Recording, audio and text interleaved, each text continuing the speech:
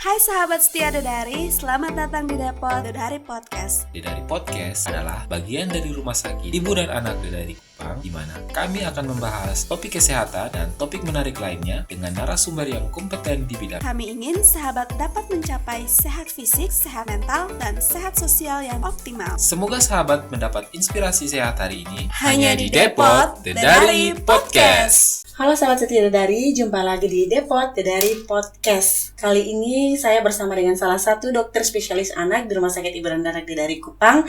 Beliau adalah Dr. Laura Mesak. Halo, selamat siang dokter. Halo Kak. Bagaimana kabarnya dokter hari ini? Puji Tuhan baik. Baik, puji Tuhan.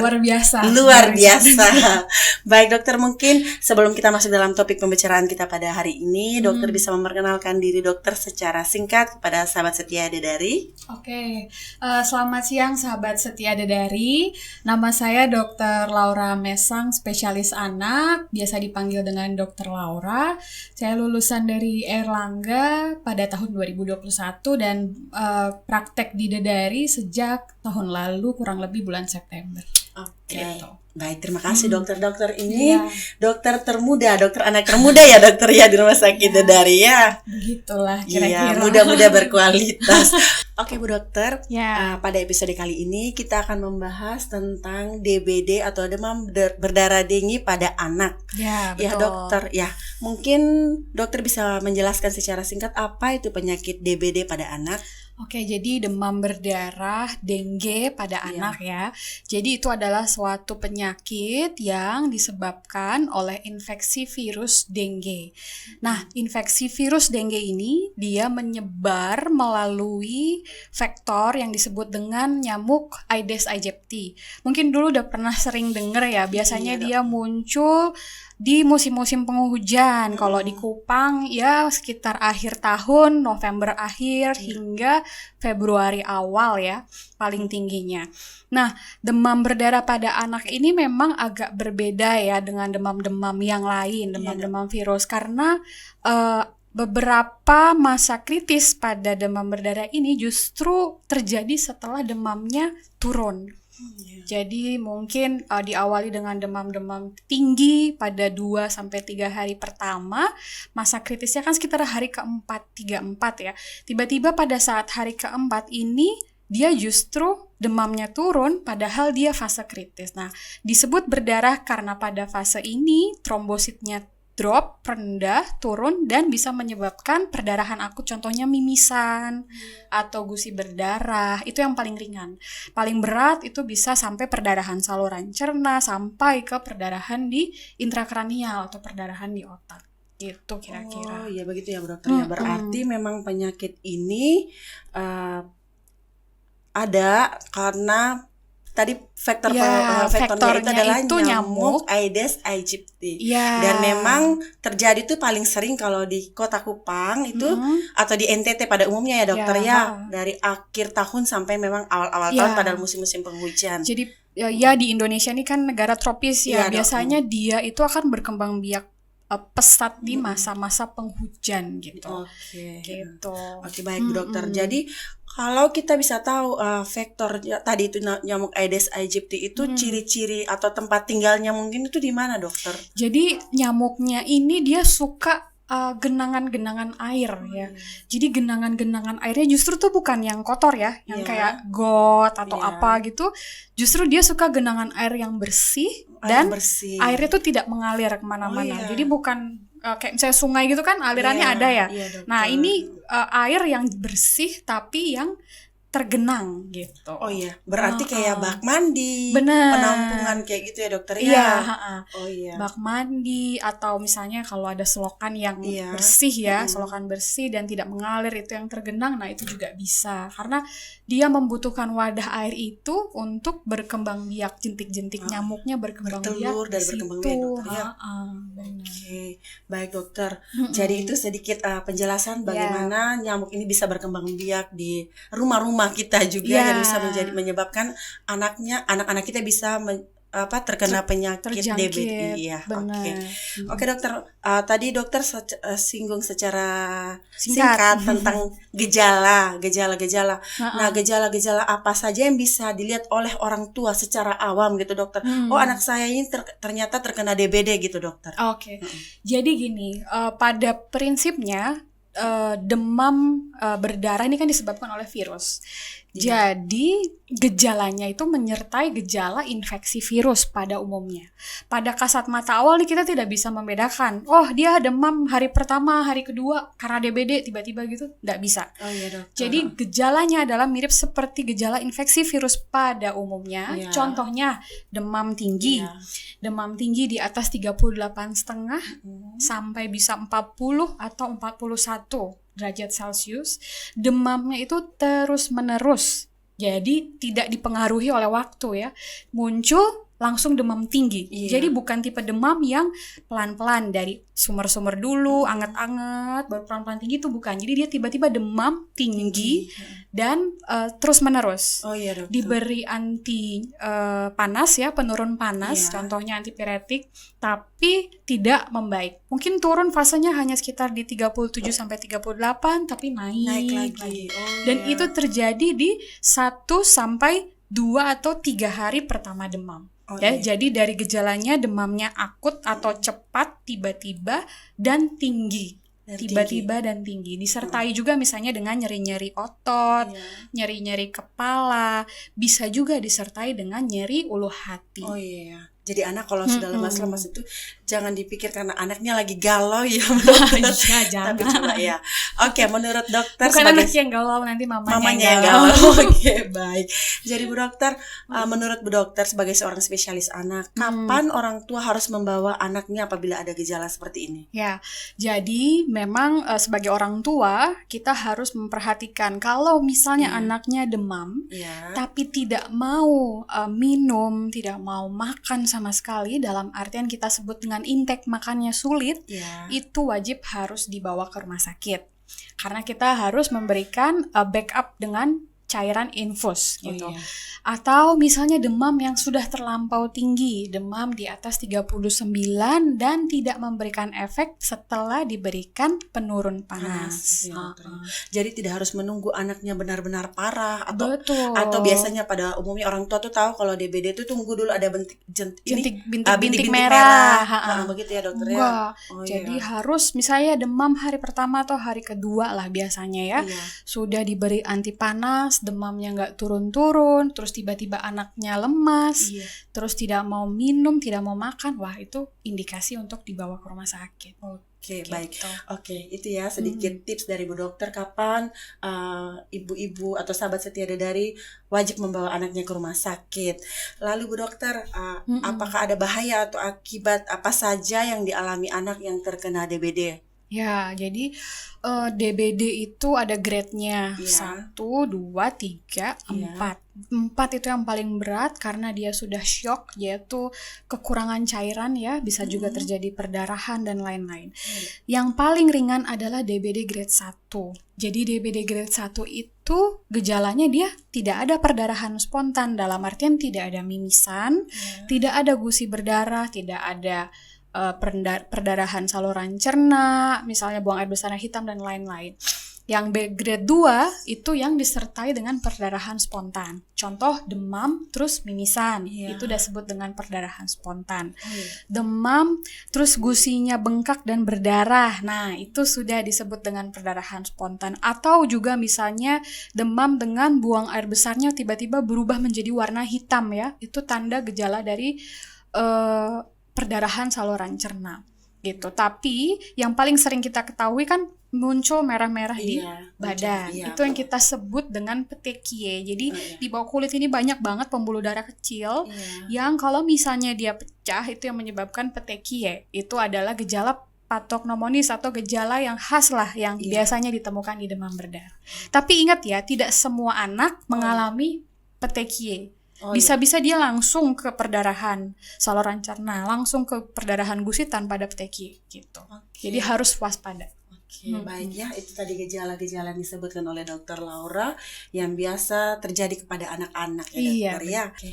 Baik Bu Dokter, mungkin ada hal-hal apa saja yang bisa dicegah untuk anak-anak kita ini kalau yang belum terkena DBD, hal apa saja yang bisa dicegah? Dan kalaupun misalkan sudah terlanjur kena DBD ini dokter, mungkin ada makanan-makanan pendamping apa saja yang bisa diberikan kepada anak-anak yang terkena DBD ini dokter? Iya. Oke, jadi misalnya pada anak-anak yang masih sehat tapi lagi ada musim penghujan, pertama kita harus meningkatkan daya tahan tubuh dengan cara makan yang seimbang, minum air yang cukup, bisa diberikan dengan vitamin tambahan sehingga daya tahan tubuh anaknya bagus. Kedua, tentu saja kita harus menghindari vektornya, si nyamuk Aedes aegypti itu dengan cara kita tidak boleh membiarkan dia bisa berkembang biak, ya kan? Berarti caranya kita harus hindari dengan daerah-daerah yang tergenang air, yang kurang lebih akan menjadi perkembangan jentik nyamuknya. Contohnya kalau misalnya punya bak di rumah, selalu dikuras.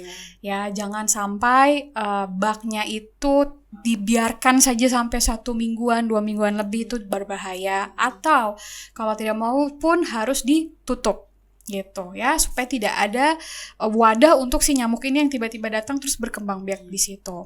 Nah, itu namanya kita harus menjaga tempat penampungan air ya.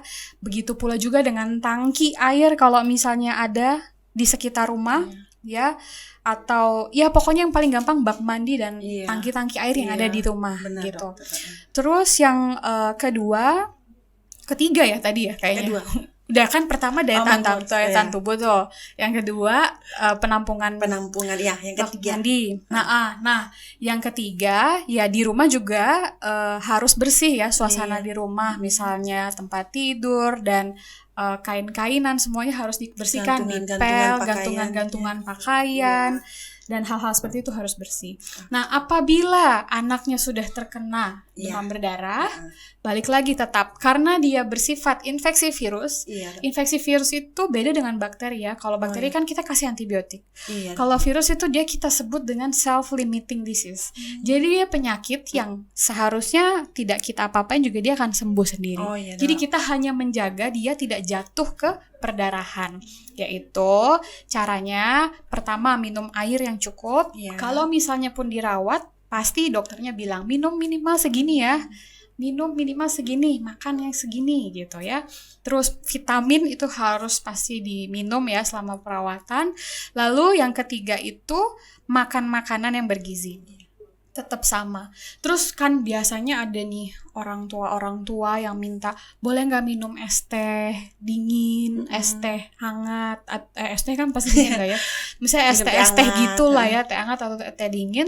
Itu sebenarnya pada saat anak dirawat kita belum boleh dulu. Kenapa? Karena kadang-kadang kalau dimuntahkan sama dia kita tidak bisa membedakan apakah yang keluar itu teh atau perdarahan dari lambung. Ya, jadi minuman-minuman berwarna ya, contohnya teh, susu formula, susu coklat, susu putih, stroberi, itu semuanya biasanya kita stop dulu karena bisa sulit dibedakan dengan perdarahan saluran cerna ya kalau dia muntah lagi gitu. Dan yang penting sih vitamin. Jadi supaya daya tahan tubuh dia akan membaik sendiri dan proses penyakitnya akan berjalan dengan baik. Jadi juga jangan bingung nanti kalau misalnya anak dirawat dengan demam berdarah kok sering banget diperiksa darah lengkapnya ya kan, hampir setiap hari ya, sesuai dengan klinis, ada yang per 2 hari sekali, ada yang per hari. Kenapa? Karena trombositnya itu pada hari ketiga sampai 5 ya, pada fase-fase kritis dia akan turun. Bisa ya, waktu itu saya pernah ada pasien trombosit hari kedua itu sekitar 220. Ketika fase kritis demamnya turun, kita periksa lagi besoknya sudah turun jadi 40.000. Jadi ya itu semua yang kita hindari karena pasti approach terhadap fase-fase itu akan berbeda gitu. Jadi kira-kira. salah satu untuk kayak biasanya orang tua kan panik ya dokter ya, sebagai orang tua kan, wah anak saya ini nangis karena tiap hari harus diambil darahnya. Benar, Tapi memang iya. ini semua juga demi kesehatan adiknya, Iya. dipantau tiap hari gitu ya dokter ya. Terus Benar. dokter, banyak juga kan kalau yang sakit itu DBD tuh, oh harus kasih minum jus, biasanya jus jambu kayak gitu boleh dokter? Oke, jadi balik lagi jus jambu itu berwarna ya. Oh iya. Jadi pada saat demam berdarah fase kritis tuh, dia punya lambung itu akan biasa kan anak-anak mual ya. Iya Ya. benar. Nah, dengan dia diberikan jus jambu, dia kan butuh effort lebih ya lambungnya untuk mencerna. Jadi kita mengurangi kerjanya lambung itu dengan memberikan minum-minuman yang mudah dicerna gitu. Kalau jus jambu ada yang bilang bisa meningkatkan trombosit, belum ada penelitiannya ya. Oh, iya, Kita betul. memberikan seperti advice ke orang tua tuh pasti harus ada evidence base, Iya. ada dasar dari penelitian. Nah, Artinya ya dokter ya. karena belum ada, makanya kami kalau bisa ya dihindari dulu. Oh iya. Nanti kalau misalnya nih tiba-tiba trombositnya ada tren kenaikan, Mm-mm. bisa kita berikan. Oke, baik. Biar Gitu. penjelasannya dokter ya. Iya. Oke dokter, nih kalau misalkan ibu menyusui yang terkena DBD, apakah bayi yang dikasih susu ini bisa terkena juga DBD-nya dokter? Oh, berarti maksudnya apa yang ditanyakan tuh virusnya Mamanya. masuk dari ASI ya? ASI gitu Oh, dokter. iya. Jadi gini, balik lagi kan, sistem dia untuk memberikan penyakit dari si nyamuk ini adalah dengan menggigit. Menggigit. Oke. Iya. Ya. Jadi menggigit dan virusnya masuk ke dalam tubuh lewat peredaran darah. Nah, kalau ASI Iya. tuh jangan khawatir karena tidak akan tertular dari ASI. Jadi Iya, misalnya oh iya. ibu menyusui lagi sakit demam berdarah, takut nggak mau menyusui lagi karena Iya. takut anaknya sakit Iya nanti ya. benar sekali dokter. Enggak ya, karena tidak menular lewat ASI. Justru biasanya pada ibu-ibu yang sakit, bukan hanya demam berdarah nih, Iya. ibu-ibu sakit batuk pilek dan lain-lain, yang menular atau dikeluarkan disekresi lewat ASI itu adalah antibodinya. Antibodinya.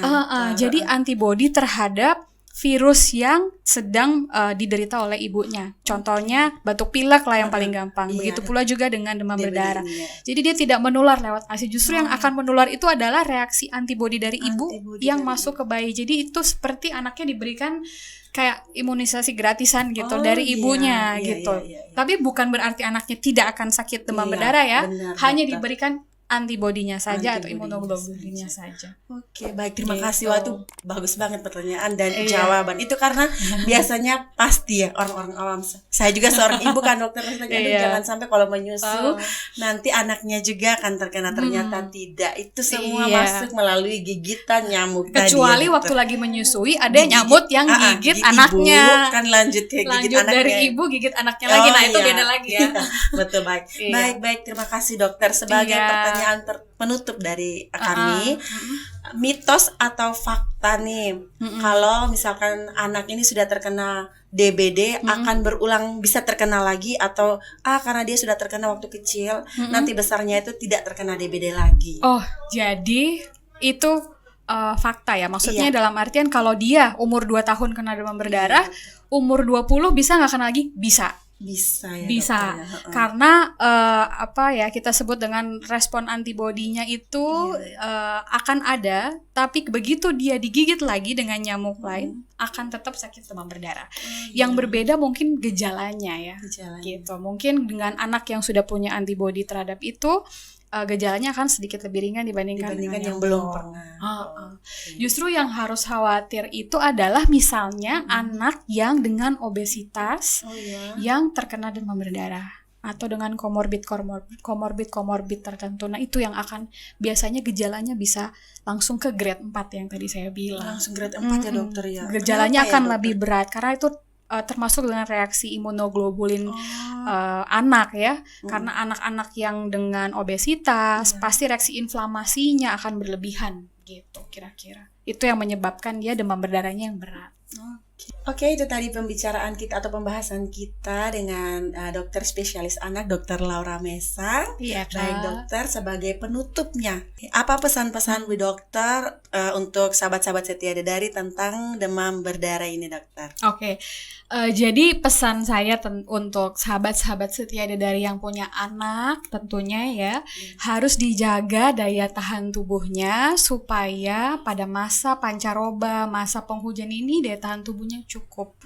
Sehingga walaupun kena infeksi, dia punya reaksi tidak akan terlalu berat. Yang kedua, tentu saja yang punya tempat penampungan air di rumah yang pas seperti gejala-gejala atau ciri khas yang tadi saya bilang, contohnya bak mandi atau tangki air, itu harus segera dikuras supaya jentik-jentik nyamuknya tidak berkembang biak di situ. Dan apabila di salah satu rumahnya tetangga ataupun kerabat dekat yang tinggal dekat dengan rumah sahabat-sahabat setia Dedari ini ada yang sakit demam berdarah, segera laporkan ke puskesmasnya supaya diberikan seperti pengasapan begitu, supaya kita membunuh si nyamuk-nyamuk betina pembawa virus demam berdarah yang tadi. Gitu kira-kira. Baik sahabat setia Dedari, itu tadi pembahasan kita bersama Dokter Laura Mesa mengenai DBD pada anak.